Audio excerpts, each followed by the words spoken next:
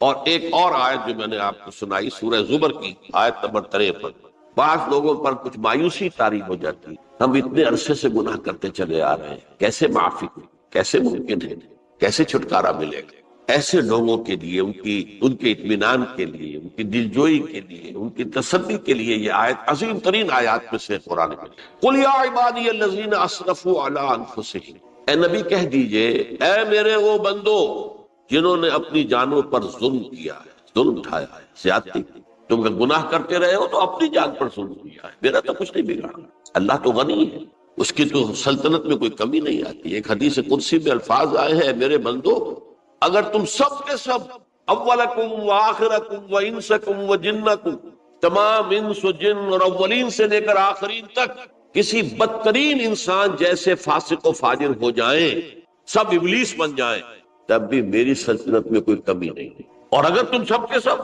اولین و آخرین اور انس اور جن سب مل کر جو متقی ترین انسان ہو سکتا ہے ویسے بن جاؤ، ابو بکر صدیق بن جاؤ، تب بھی میری سلطنت میں کوئی اضافہ نہیں۔ تو اللہ تعالیٰ کا تو کچھ بگڑتا نہیں ہے، انسان گناہ کرتا ہے تو اپنا نقصان ہے۔ قل یا عبادی الذین اسرفوا علی انفسہم، کہہ دیجئے اے نبی اے میرے وہ بندو جنہوں نے اپنی جانوں پر ظلم کیا ہے، ستم کیا ہے، ظلم ڈھایا ہے، لا تقنطوا من رحمت اللہ۔ میں آج بعض حدیثیں اس موضوع پر آپ کو سناؤں گا، عجیب چشم کشا حدیثیں ہیں۔ میں نے چونکہ اس موضوع پر گفتگو کرنی تھی تو میں نے کچھ اس مرتبہ احادیث کا تفحص کیا، تو واقعہ یہ ہے کہ بعض احادیث پڑھ کر خود میری جو ہے میرے علم میں اضافہ ہوا، ادھر میری توجہ آج تک نہیں گئی تھی۔ لا تقنطوا من رحمت اللہ، اللہ کی رحمت سے مایوس مت، ان اللہ یغفر الذنوب جميعا، اللہ تعالیٰ تمام کے تمام گناہ معاف کرتا ہے۔ اللہ تعالیٰ کی قدرت ہے، اللہ کا اختیار ہے، اللہ کا فیصلہ ہے، لہذا مایوس نہ ہو، اصلاح کا۔ احادیث تو میں بعد میں آپ کو سناؤں گا، اس سے پہلے اس کا فلسفہ سمجھ لیجئے اصل میں کیا ہے۔ دیکھیے ایک ہے طبیعی اعمال، فزیکل، ان کا ہم دنیا میں اصول یہ دیکھتے ہیں کہ اس کے نتائج لازم اور ان سے چھٹکارا نہیں مل سکتا۔ آپ نے سنکھیا کھایا ہے تو مریں گے، چائے کھانے کے بعد آپ نے خودکشی کا ارادہ کیا، سنکھیا کھا لیا، اب چاہے آپ پر ندامت ہو، پشیمانی ہو، پریشانی ہو، توبہ کرے، آپ کو بچنے کا کوئی سوال نہیں، مرنا ہی مرنا۔ اتنا یہ کہ اللہ تعالیٰ جو ہے اپنی معجزانہ کسی قدرت سے اس عمل کا جو طبعی نتیجہ ہے اس کو نکلنے سے روک۔ آگ کی فطرت ہے کہ وہ جلاتی ہے، اللہ کے حکم کے تحت حضرت ابراہیم کو اس نے نہیں جلایا، یا نارو پوری بردن و سلام علی ابراہیم، لیکن یہ ہمیشہ نہیں ہوتا، یہ تو ایک دفعہ ہو گیا بس۔ اللہ جب چاہے اب بھی کر سکتا ہے، لیکن یہ روز روز نہیں ہوتا۔ روز روز جو بھی فزیکل لاز ہیں وہ چلتے ہیں، اگر وہ نہ چلے تو کوئی سائنس پاسبل ہی نہ ہو، کوئی ٹیکنالوجی ممکن ہی نہ ہو۔ یہ تو ان فزیکل کیمیکل لاز جو ہے ان کا دوام ہے، جس کی وجہ سے یہ ساری سائنس اور ٹیکنالوجی اب کہاں سے کہاں پہنچ رہی ہے کہ عروج آدم خاکی سے انجم سہمے جاتے ہیں کہ یہ ٹوٹا ہوا تارا کہیں وہی کامل نہ بن جائے۔ تو یہ توبہ جو ہے فزیکل اعمال میں مفید نہیں ہے، چاہے آپ پر یہ احساس میں کیا کر بیٹھا، کیا میں نے کیا، کیوں میں نے کھا لیا، یہ سب کیا، تو توبہ اثر کرتا۔ جو اخلاقی اعمال ہیں ان کا قانون یہ نہیں ہے، اخلاقی اعمال کے نتائج ختم ہو جاتے ہیں توبہ کے ساتھ۔ یہ ایک بہت بڑا قانون، بہت بڑا۔ ایسا نہیں ہے کہ کسی گناہ سے انسان کی فطرت میں کوئی ایسی مستقل کجی واقع ہو جائے کہ جس کی اصلاح کی کوئی صورت ہی نہیں، یہ نہیں۔ بڑے سے بڑے توبہ کرو، خلوص دل سے کرو، جو اس کے اصول ہیں، جو اس کے قواعد ہیں، جو اس کے ضوابط ہیں، جو اس کی شرائط ہیں، ان کو پورا کرو۔ تو بڑے سے بڑے، برے سے برے اعمال، میں حدیثیں آج آپ کو سناؤں گا، حیران، کیونکہ عام طور پر یہی ہوتا ہے کہ مواعظ میں چونکہ لوگوں کو اصلاح کی ترغیب دلانی ہوتی ہے تو وہ جو انذار کا پہلو ہے اسے زیادہ نمایاں کیا گیا۔ اللہ کی طرف سے شدید ذو انتقام، اللہ انتقام دینے، اللہ سزا دینے والا۔ لیکن یہ دوسرا پہلو جو ہے وہ بھی اپنی جگہ پر بہت اہمیت کا کہ طبیعی اعمال کے نتائج اور عواقب اور اخلاقی اعمال کے نتائج اور عواقب یہ ایک جیسے نہیں۔ اب اس معاملے میں تاریخ مذاہب عالم میں جو بہت بڑی غلطی ہوئی،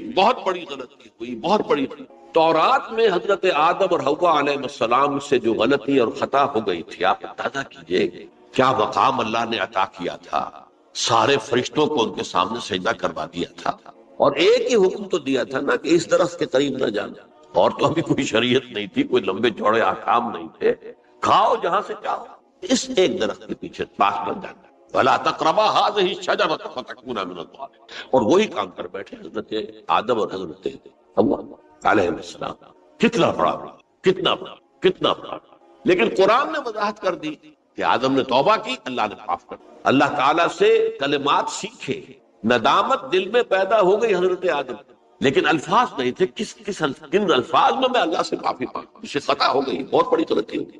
وہ الفاظ بھی اللہ نے سکھائے. فَتَلَقَّىٰ آدَمُ مِن رَّبِّهِ کَلِمَاتٍ، یہ ہے جس میں کہ وہ علامہ اقبال کا ایک شعر ہے ان کے نوجوانی کے دور کا، جس پر میں بھول رہا ہوں کہ داغ دہلوی تھے یا کوئی اور تھے کہ جنہوں نے علامہ سے کہا تھا میاں اس عمر میں، اور یہ شعر اس بڑی محفل میں بات آئی تھی کہ موتی سمجھ کے شان کریمی نے چن لیے قطرے جو تھے میرے عرق انفعال کے. انفعال کہتے ہیں عربی میں پشیمانی، شرمندگی. اور عام طور پر جب کسی انسان پر پشیمانی اور شرمندگی طاری ہوتی ہے تو پیشانی جو ہے اس پر کچھ پسینہ سا آتا ہے. تو قطرے جو تھے میرے عرق انفعال کے موتی سمجھ کے شان کریمی نے چن لیے. اللہ کی نگاہ میں ان کی اتنی قیمت، ان کی اتنی وقت میرے بندے نے پشیمانی اختیار کی ہے، اپنے اس غلط کام کے اوپر اسے رنج اور افسوس ہو رہا ہے. تو اللہ کی نگاہ میں اس کی یہ عظمت ہے، یہ قدرت. تو اللہ تعالیٰ نے جب حضرت آدم کے دل میں وہ پشیمانی پیدا ہو گئی تو الفاظ نہیں تھے. کن الفاظ میں؟ ہم کہتے ہیں نا کہ مجھے سمجھ نہیں آ رہا کہ میں کس منہ سے آپ سے بات کروں، میری یہ حیثیت نہیں ہے، میں کن الفاظ میں اپنی جو ہے خطا کا اعتراف. تو اللہ نے وہ کلمات خود سکھا دیے. فَتَلَقَّىٰ آدَمُ مِن رَّبِّهِ كَلِمَاتٍ فَتَابَ عَلَيْهِ إِنَّهُ هُوَ التَّوَّابُ الرَّحِيمُ. یہ چیز کہیں تورات جب دوبارہ مرتب ہوئی ہے تو وہ نکل گئی، اس میں رہ گئی، باقی اس میں شامل نہیں. یہ تاریخی اعتبار سے جان لیجئے، تورات جو ہے وہ آج سے 2500 بلکہ 2600 برس قبل سے دنیا سے غائب ہے. یہ تورات کا جو نسخہ تھا یروشلم میں 587 قبل مسیح میں جب نبوکدنضر نے، شاید آج کل آپ دیکھ رہے ہوں یہ عراق کی جنگ میں عراق کے جو خاص ڈویژنز ہیں عراقیوں کے، ریپبلکن گارڈز کے، ان میں سے ایک کا نام جو ہے وہ نبوکدنضر ڈویژن، ایک کا حمورابی ڈویژن ہے. حمورابی جو ہے عراق کا بہت پرانا بادشاہ تھا اور تاریخ انسانی میں سب سے پہلا قانون اس نے مرتب. حمورابی یہ بہت پرانی تہذیب ہے، دنیا کی غالباً سب سے زیادہ اینشنٹ تہذیب جو ہے وہ عراق ہے. حضرت ابراہیم یہی پیدا ہوئے شہر ار میں.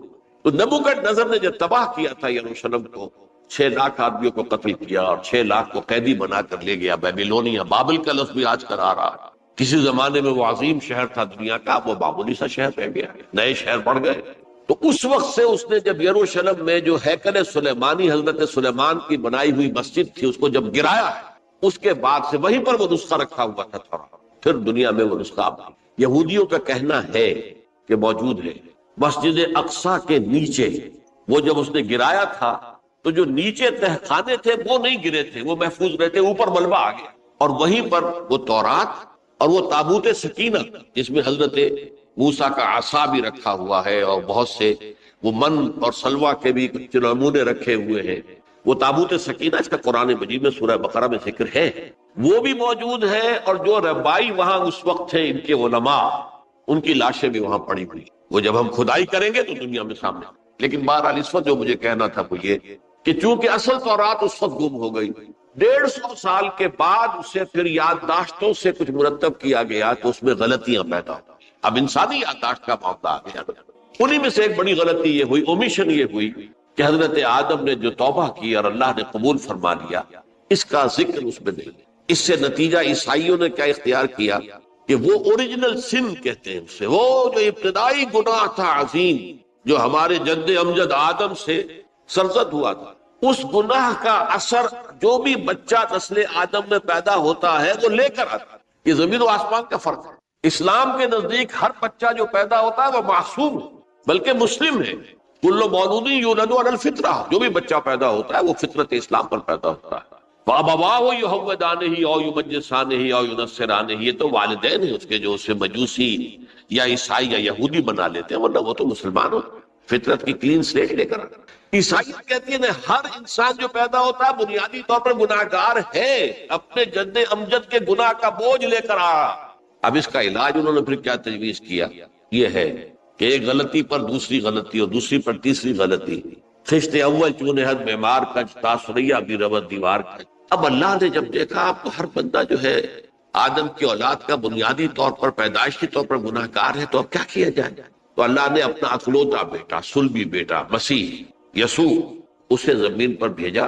یہ الفاظ میرے ہیں کہ اسے قربانی کا بکرا بنا کر اور ان سب کی طرف سے قبول کر لیا، گناہ گاروں کی طرف سے، کہ ان کے گناہ کا کفارہ ہو جائے گا جو عیسیٰ کو مانا. یہ عقیدہ ہے عیسائی. جڑ کیا ہے کہ گناہ ہو گیا تو گناہ کا اثر تو رہے گا. قرآن یہ کہتا نہیں، اللہ دھو دیتا. تمہاری سیرت و کردار کے اوپر بھی جو داغ ہیں دھل جائیں گے، اور تمہارے نامہ اعمال میں جو دھبے ہیں وہ بھی دھل جائیں گے. توبہ کرو، توبوا الی اللہ توبۃ نصوحا، کرو وہ توبہ کے جو بالکل خلوص دل کے ساتھ. اب میں ذرا آپ کو کچھ احادیث سنانا چاہتا ہوں. ایک طرح کا یہ تبشیر کا پہلو ہے آج ہماری گفتگو میں کہ جو نمایاں ہوگا.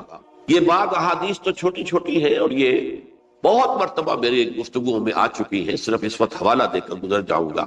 یہ ترمذی اور ابن ماجہ میں حضرت انس ابن مالک رضی اللہ تعالی عنہ سے روایت ہے. حضور نے فرمایا کل بنی آدم خطاؤون وخیر الخطائین التوابون، تمام بنی آدم خطا کار ہیں. خطا کار بھی نہیں، بہت خطا کار، بہت خطا کار. لیکن ان خطا کاروں میں بہتر لوگ وہ ہیں کہ جو خوب توبہ کرتے ہیں. غلطی ہو گئی توبہ کر. اور ایک اور حدیث میں آپ کو بتاؤں گا کہ یہ نہیں ہے کہ پھر کبھی وہ غلطی نہ ہو. اس وقت آپ یہ لگا لیں اپنے اوپر یہ کام میں نے نہیں کرتا اور ایک دفعہ وہ کام چھوڑ دیں تو توبہ ہو گئی. پھر اگر کچھ عرصے کے بعد پھر کہیں آپ جذبات کی رو میں بہ گئے، پھر کہیں کوئی برے اثرات جو ہے وہ پڑے، پھر غلطی، کوئی بات نہیں، پھر ہو گیا، پھر توبہ کر. تواب اسی لیے کا بار بار توبہ کر. تو کل بنی آدم خطاؤون وخیر الخطائین التواب. دوسری حدیث یہ بھی ابن ماجہ اور بہقی میں ہے، حضرت عبداللہ ابن مسعود رضی اللہ تعالی عنہ، التائب من الذنب کمن لا ذنب له، گناہ سے توبہ کرنے والا ایسے ہے جیسے اس نے کبھی گناہ کیا ہی نہیں. دھل جاتی ہے، تختی دھل گئی. بچے نے تختی لکھی تھی، اس کو دھو دیا، ختم. ایک حدیث تو پڑھ کر میں بھی چونکا. یہ اصل میں اسلوب ہے بیان کا، بتانے کے لیے کہ تمہارے دلوں کے اندر مایوسی کا غلبہ نہ. مایوس اصل میں جو ہے مایوسی یہ ابلیسیت ہے، نوٹ کر لیجیے اس کو. مایوسی ابلیسیت کی کا عکس. مبلس کہتے کسے جو مایوس ہو گیا. ابلیس سب سے بڑھ کر مایوس ہے وہ ابلیس. اسے معلوم میرا چھٹکارا تو نہیں ہے، لہذا میں جتنوں کو اپنے ساتھ لے کر جہنم میں جھونک دوں یہی میری کمائی ہے، میں نے تو بچنا نہیں. تو ابلیس کہتی ہے اس کو جو انتہائی مبلس، جو رحمت خدا بندی سے مایوس ہوئی. اب اس کو دور کرنے کے لیے حدیث سنیے، اور یہ حدیث مسلم شریف کی ہے، صحیحین کے حضرت ابو ہریرہ سے.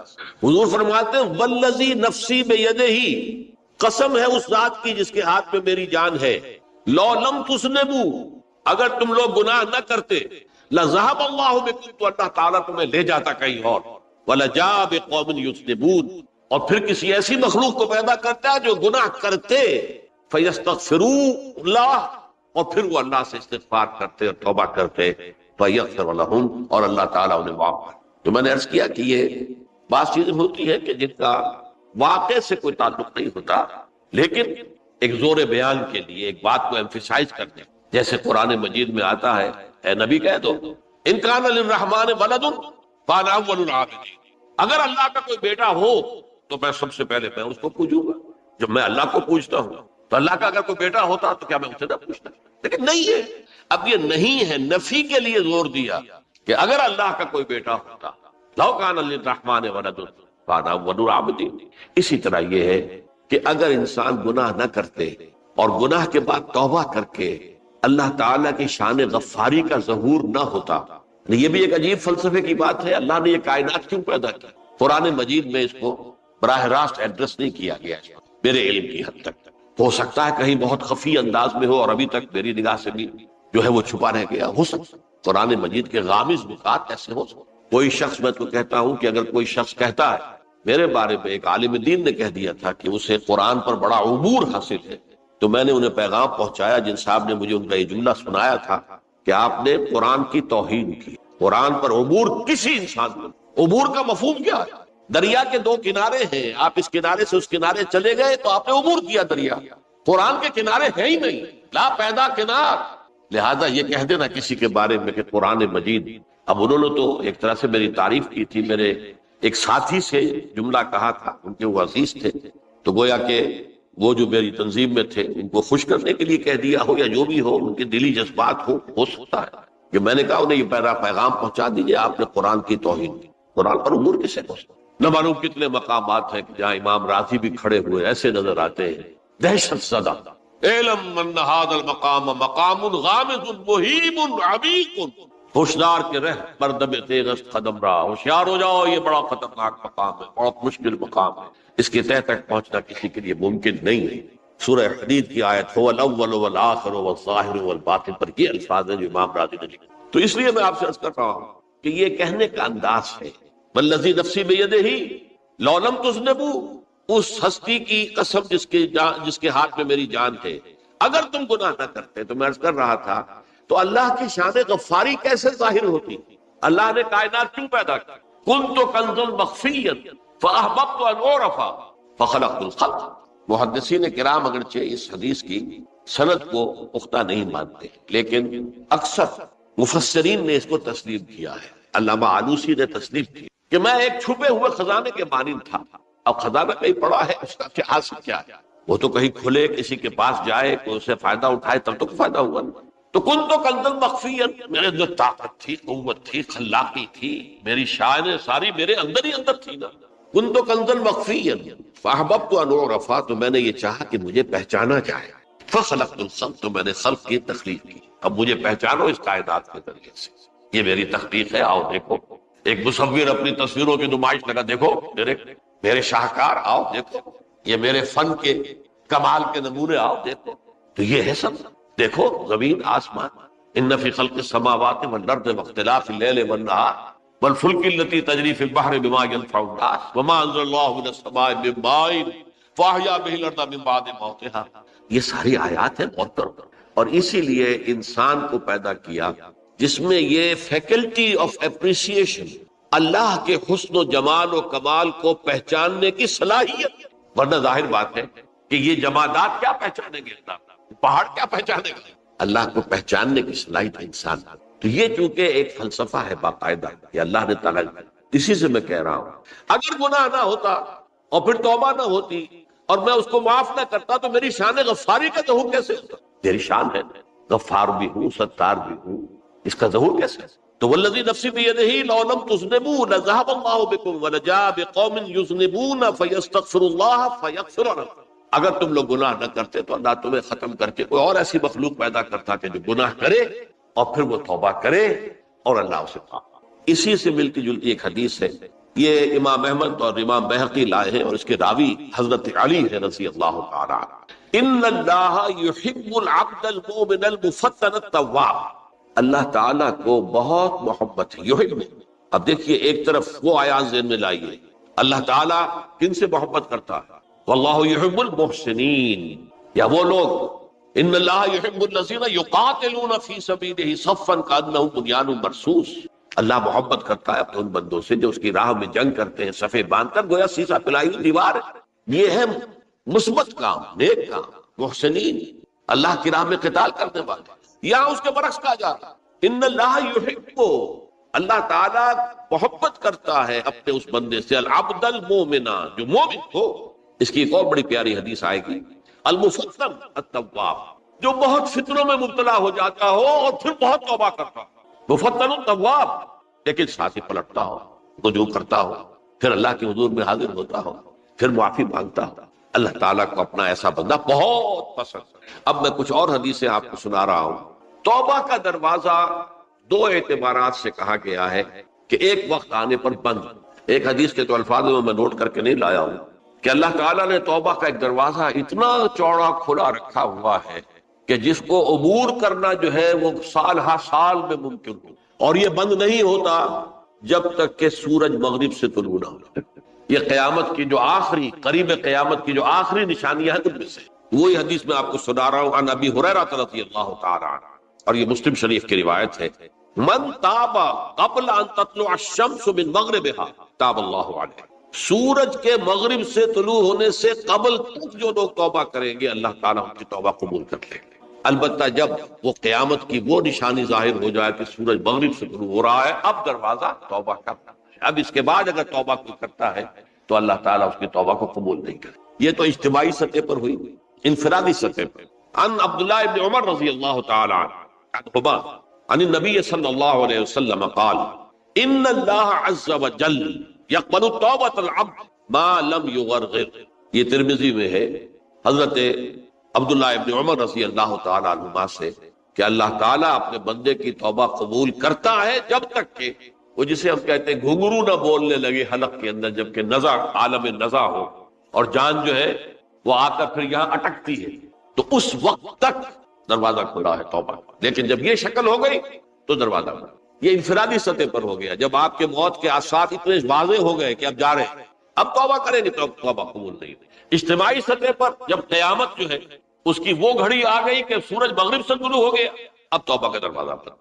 ایک اور حدیث ہے جو میں نے بہت مرتبہ اس کا ترجمہ تو آپ کو بہت دفعہ سنایا ہے، آج میں چاہتا ہوں اس کو پورے متن کے ساتھ آپ کے سامنے۔ یہ حضرت انس بن مالک رضی اللہ تعالیٰ عنہ سے مروی روایت ہے، جو حضور کے خادم خاص تھے، اور یہ متفق علیہ بھی ہے، یعنی بخاری میں بھی ہے، مسلم میں بھی، لیکن تھوڑا سا فرق ہے الفاظ کا۔ تو جو مسلم شریف کی روایت ہے اس کے الفاظ کیا ہے؟ للہ اشد فرحا بتوبۃ عبدہ حین یتوب الیہ۔ جان لو اللہ تعالیٰ کو زیادہ خوشی ہوتی ہے اپنے کسی گناہ گار بندے کی توبہ سے جبکہ وہ توبہ کرتا ہے۔ کس سے زیادہ ہوتی ہے؟ اب اس کی ایک تمثیل کی، من احدکم، ایک ایسے شخص سے بھی زیادہ بڑھ کر خوشی ہوتی ہے، کان علی راحلتہ بارض الفلات، کہ جو بہت ہی دور دراز کے اور سنسان علاقے میں سفر کر رہا تھا، فانتحرفت منہ، اس کی سواری جو ہے گم ہو گئی، وعلیہا طعامہ وشرابہ، اسی پر اس کا کھانا بھی تھا اور پانی بھی تھا۔ اونٹنی پر سفر کر رہا تھا، اسی پر ہوتا ہے راحلہ جو ہے راستے کا سامان۔ اچانک کہیں بیٹھا ہے تھوڑی دیر کے لیے سستانے کے لیے، کہیں اونٹ آ گئی اور اونٹنی صاحب غائب۔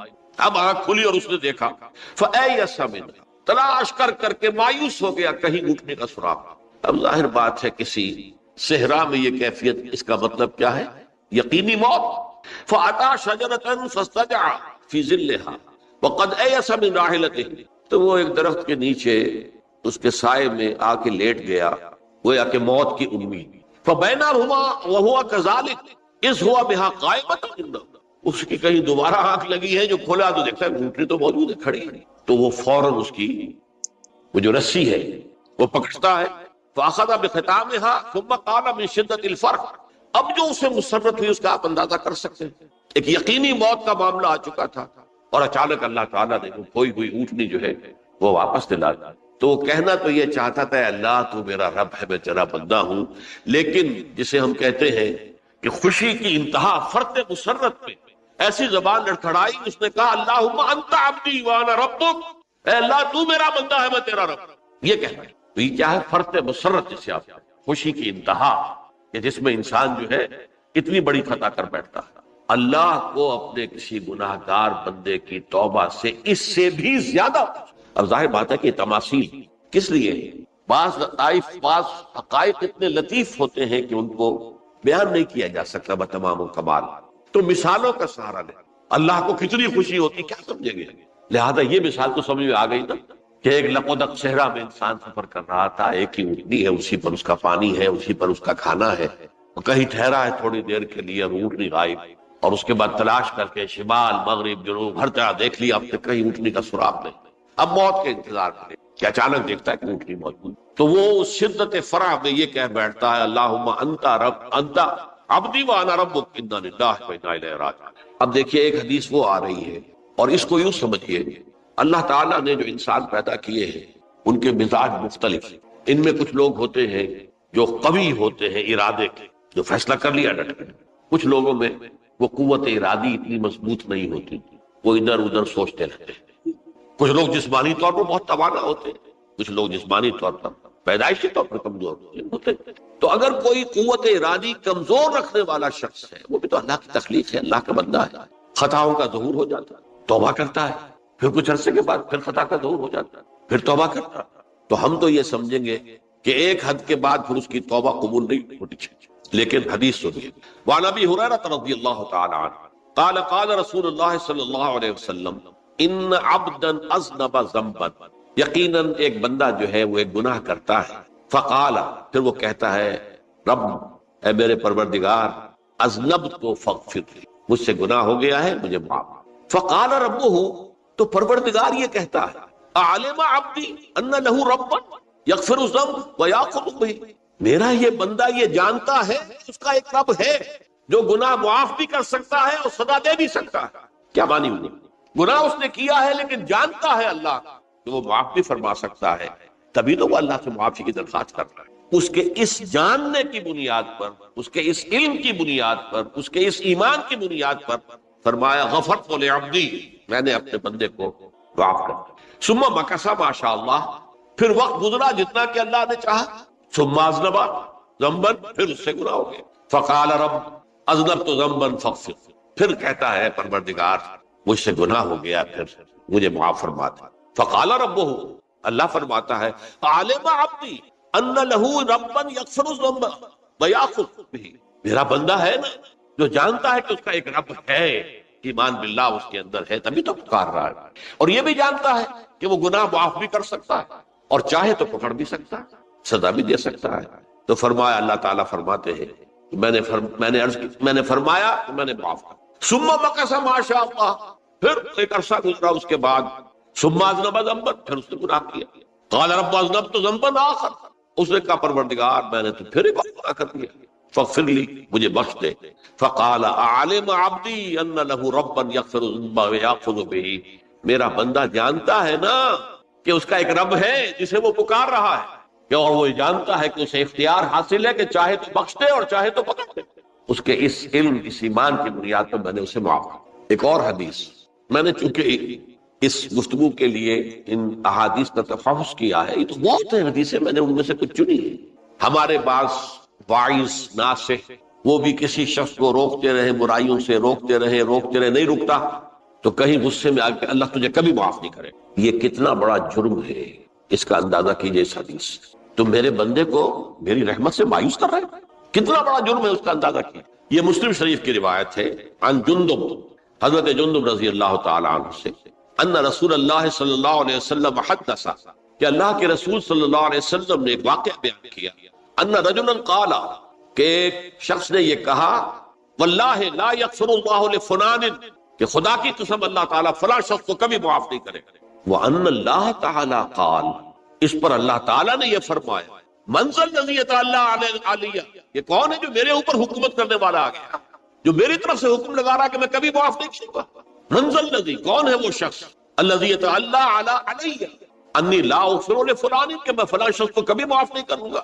قد غفرت لفلان، اس کو تو میں نے معاف کر دیا۔ واحبطت عملہ، اس شخص کے تمام اعمال میں نے ضائع کر کہ تم نے میرے بندے کو مایوس کیا۔ یہ ہے جرم کی انتہا۔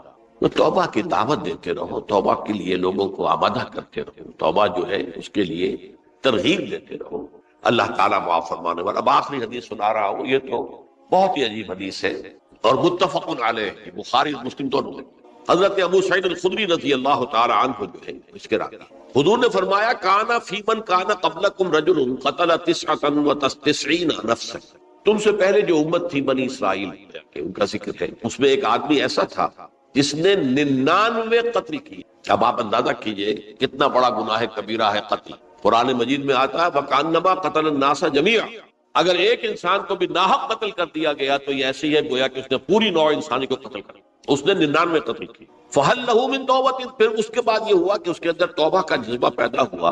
فَسَأَلَ عَنْ أَعْلَمِ أَهْلِ الْأَرْضِ، تو اس نے پھر سوال کیا، لوگوں سے پوچھا کہ زمین میں رہنے والوں میں کون سب سے بڑا عالم ہے۔ فَدُلَّ عَلَى رَاهِبٍ، تو اسے بتایا گیا فلاں راہب فلاں جگہ پر ہے، وہ بہت نیک ہے، بڑا عالم ہے۔ فَأَتَاهُ، وہ اس کے پاس آیا، فَقَالَ أَنَّهُ قَتَلَ 99 نَفْسًا فَهَلْ لَهُ مِن تَوْبَةٍ، انہوں نے کہا دیکھیے راہب صاحب، میں نے 99 انسان قتل کی، اب مجھے یہ بتائیے کہ میرے لیے توبہ کا کوئی امکان ہے؟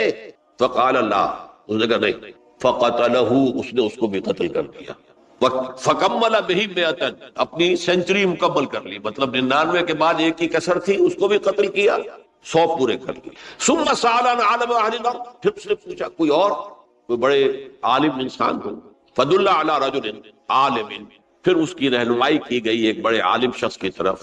فَقَالَ إِنَّهُ قَتَلَ 100 نَفْسٍ، تو اس نے وہاں جا کر کہا کہ میں 100 انسان ہلاک کر چکا ہوں، قتل کر چکا ہوں، فَهَلْ لَهُ مِن تَوْبَةٍ، میرے لیے توبہ کا کوئی امکان ہے؟ فقال نعم، کیوں نہیں، 100 قتل کیے تب بھی کیا، توبہ کا راستہ دروازہ معلوم یغرغر، جب تک کہ وہ گھنگرو نہیں بج رہا اس وقت تک تمہارے توبہ کا دروازہ کھلا ہوا ہے۔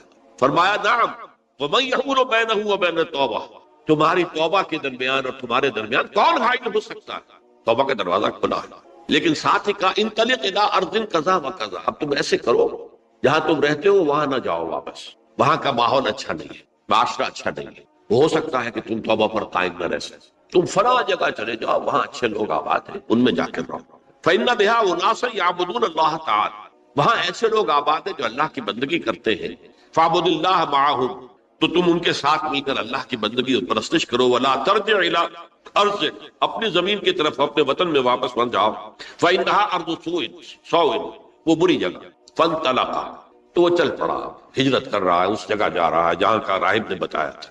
حتی اذا نصف الطریق، جب آدھا راستہ اس نے پورا کر لیا، اتاہ الموت، موت آ گئی، فاختصمت فیہ ملائکۃ الرحمت و ملائکۃ العذاب، اب وہ جہنم کے فرشتے بھی آ گئے اس کی جان قبض کرنے کو اور جنت کے بھی آ گئے۔ فقالت ملائکۃ الرحمہ، رحمت والے جو فرشتے ہیں جنت والے، انہوں نے کہا جا تائبا مقبلا بقلبہ اللہ تعالی، یہ شخص توبہ کر کے اللہ تعالیٰ کی طرف ہجرت کر رہا تھا، اس لیے اس کی نیت کی بنیاد پر اب یہ جنتی ہے، لہذا اس کی روح ہم قبض۔ وقالت الملائکۃ العذاب، اور وہ جو عذاب والے فرشتے ہیں وہ کہیں گے انہ لم یعمل خیرا قط، اس نے توبہ کے بعد کوئی نیک عمل تو کیا ہی نہیں، تو کس بنیاد پر اس کو تم جنت میں لے جاؤ، اس کو تو دوزخ میں جانا چاہیے۔ فاتاہ ملک فی صورت آدمی، تو ان کے پاس اللہ نے ایک اور فرشتے کو بھیج دیا آدمی انسانی شکل کے اندر، فجعلوہ بینہم، تو ان فرشتوں نے کہا بھئی ہمارا فیصلہ کرا دو، اس کی روح ہم لینا چاہتے ہیں یا ہم لینا چاہتے ہیں، انہیں حکم بنا دیا۔ فقال قیسوا ما بین الارضین فإلی ایتہما کان اقرب، کہ تم فاصلہ ناپ لو جہاں سے وہ چلا ہے اور جہاں جا رہا تھا اور یہاں اس کی موت ہو رہی ہے، تو کون سا فاصلہ زیادہ ہے؟ جب ناپا گیا، بلکہ ایک حدیث میں آتا ہے کہ اس پر اللہ نے زمین کو جو ہے حکم دے دیا، ایک طرف والی زمین تو سکڑ جا، دوسری والی جو ہے تو پھیل جا، تاکہ وہ جدھر جو جا رہا تھا وہ زیادہ قریب ہو جائے بنسبت اس کے کہ جہاں سے چلا تھا۔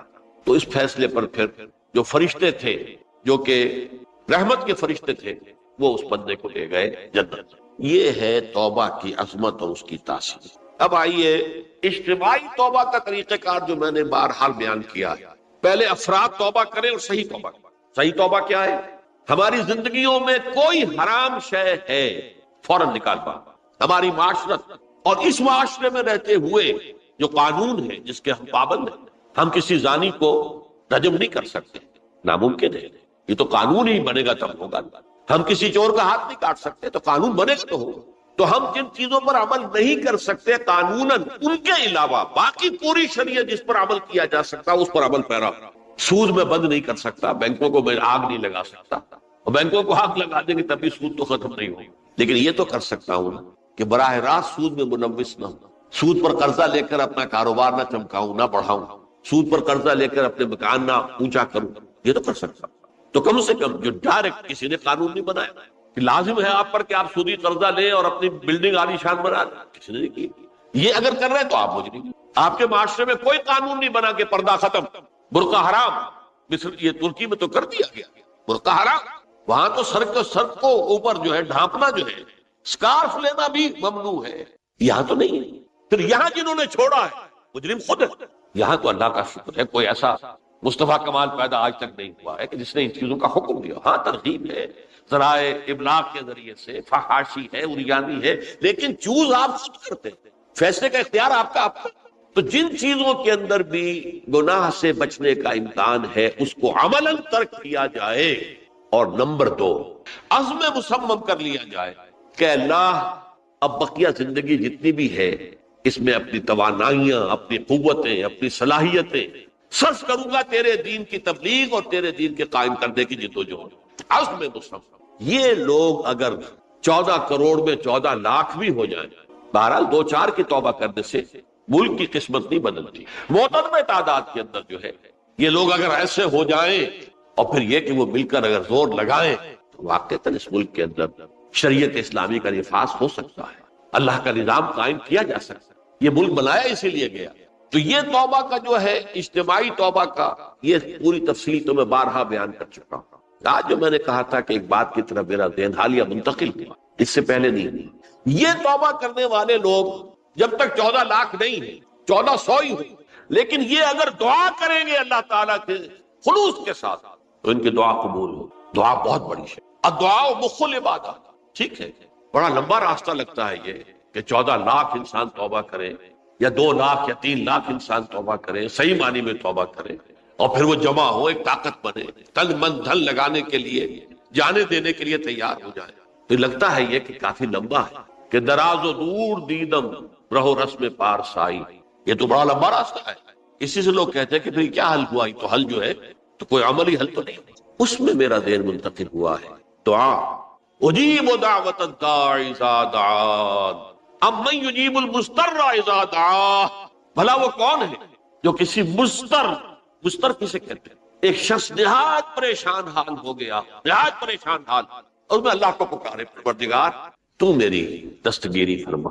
اللہ کسی اور طرف مجھے کوئی توقع نہیں رہی، کوئی نہیں رہا جس سے مجھے کوئی امید۔ یہ مضطر اضطرار کی حالت میں جب بالکل بے چین ہو کر اللہ کو پکارتا ہے تو اللہ اس کی دعا قبول کرتا ہے۔ اور دعا کی حد یہاں تک بھی آتے ہیں الفاظ کہ لا یرد البلاء قضاء الا بالدعاء، تقدیر الہی کو بھی اسی لیے 2 حصوں میں تقسیم کیا گیا، تقدیر مبرم، ایک تو اللہ کا وہ فیصلہ ہے جو ٹل نہیں سکتا کسی صورت میں، ایک تقدیر معلق ہوتی ہے تو صحیح اللہ کا فیصلہ لیکن اس میں تبدیلی ہو سکتی ہے۔ یہ جو تقدیر معلق ہوتی ہے اس میں دعا انتہائی مؤثر شے ہے۔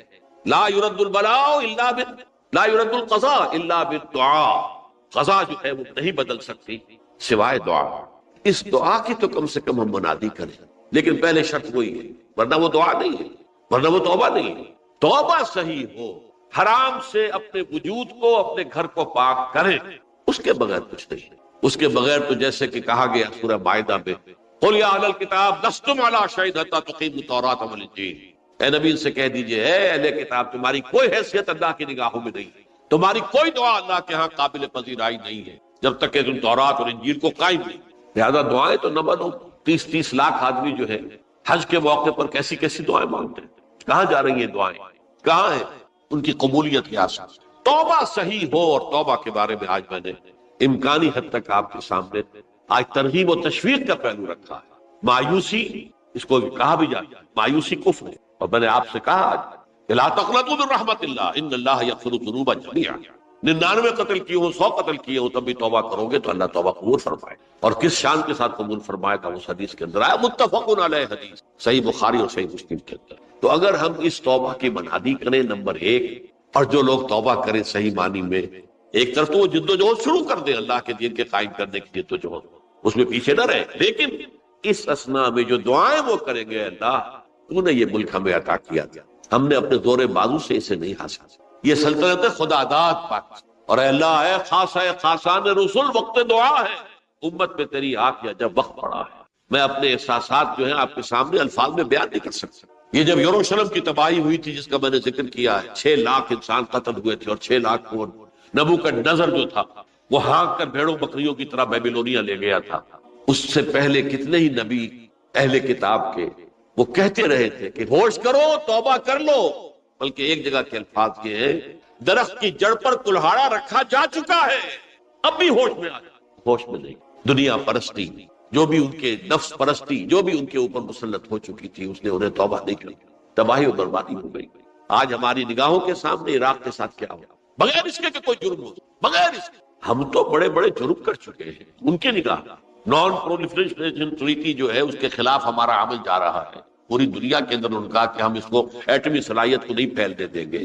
وہ ایک خاص وقت میں افغانستان میں انہیں ہماری ضرورت تھی اپنے اصل دشمن USSR اپنے مقابل کی طاقت کو ختم کرنے کے لیے، اس وقت انہوں نے اپنا منہ جو ہے پھیر لیا تھا، نہیں دیکھا تھا، اور ہمارے ہاں اللہ کی یہ رحمت آ گئی کہ ایٹمک صلاحیت بھی حاصل، اور پوری دنیا میں شاہ عبداللہ نے کہا تھا، پرنس عبداللہ نے، کہ یہ آپ کا نہیں ہے، یہ جو نواز شریف صاحب سے جب اس کا ہم نے دھماکہ کیا، یہ بم آپ کا نہیں ہے، یہ پوری امت مسلمہ کا۔ کیسے یہ برداشت کر سکتے ہیں یہودی اور یہودیوں کے اعلی کار عیسائی، خاص طور پر Protestants, west, white Anglo Saxon Protestants. تو سمجھ لیجئے کہ پاکستان کی جڑوں پر بھی تیشہ رکھا جائے. یہ میرے احساسات کی اس سے کم میں تعبیر ہو نہیں سکتی، لیکن اب بھی امکان ہے، اب بھی امکان ہے، اب بھی امکان. توبہ کرو، توبہ کراؤ، مل جل کر طاقت بنو، کوشش کرو کہ یہاں اسلام کا نظام آ جائے. اور اس اسنا میں بھی دعا کرو اللہ تعالیٰ، اللہ ہمیں مہلت عطا فرما دے، ہمیں کچھ اور مہلت عطا فرما دے، اے اللہ ہمیں کچھ اور مہلت عطا فرما دے.